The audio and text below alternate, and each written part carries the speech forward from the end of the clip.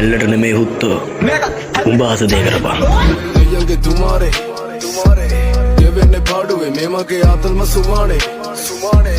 ඕනේ නෑ මට දැන් දුවන්න අන්තයට සුරාවේ බලපන් ඇස් දෙකේ මං ඉන්නේ අන්තිම සීමාවේ හිතන්න බෑනේද කවුද මේ සතාව කිනාවේ නළුවයි හතුරයි දෙන්නම එකයි මේ කතාවේ